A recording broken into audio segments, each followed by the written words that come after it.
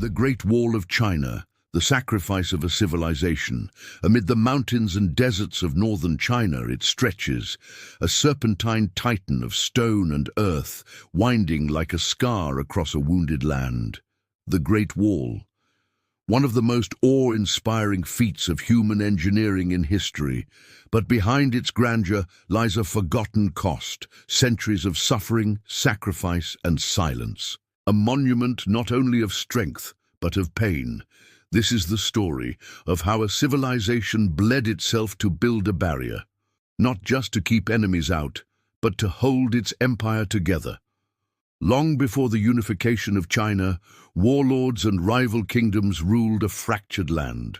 As early as the 7th century BC, defensive walls were raised between territories, symbols of distrust and survival. But it was under the rule of one man, Qin Shi Huang, the first emperor of a unified China, that the Great Wall as we know it began to emerge. He was a visionary, a tyrant, a man obsessed with immortality and control. After conquering 6 rival states in 221 BC, he turned his gaze northward to the fierce nomadic tribes of the Xiongnu. To protect his new empire, he ordered the unification of existing walls and the creation of new ones, linking them into a colossal defensive line. The cost would be unimaginable. The emperor conscripted hundreds of thousands, soldiers, peasants, convicts, scholars, anyone deemed expendable. They toiled in deserts under blistering sun. They froze in the mountains. They carried stones on their backs, with no animals, no machinery, only will and whip. It's said that 1 out of every 3 laborers never returned, that the wall was built not only with stone, but with bones. And yet the work continued. Across dynasties, across centuries, after the Qin, the Han dynasty carried on the task, extending the wall deeper into Central Asia to guard the Silk Road. Later, during the Northern Wei, the Sui, the Northern Qi, each dynasty repaired, reinforced, rebuilt. But it was during the Ming dynasty, after the fall of the Yuan-Mongol rulers, that the wall took its modern form. The Ming emperors, burned by Mongol invasions, poured resources into strengthening the wall with bricks and stone.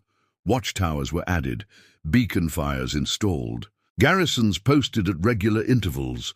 The wall became more than a barrier, it became a symbol of civilization itself, a line between order and chaos. But what did it cost?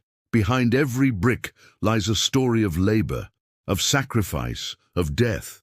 Families torn apart, villages emptied, the young sent to work and never seen again. There's an old Chinese legend of a woman named Meng Jiangnu, whose husband died building the wall. Her tears were so powerful, they caused a section of it to collapse, revealing his bones.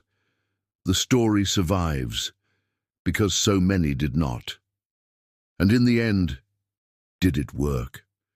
The wall could slow down invaders, but never truly stop them. The Manchus, who would form the Qing dynasty, simply bypassed the wall in 1644 with the help of a turncoat general.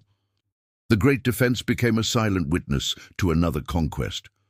But perhaps that was never its only purpose. More than a fortress, the Great Wall became a psychological weapon, a statement, a spine for an empire to stand on. It united people under a common cause, or a common fear. It showcased the emperor's power, and it etched China's might into the very land.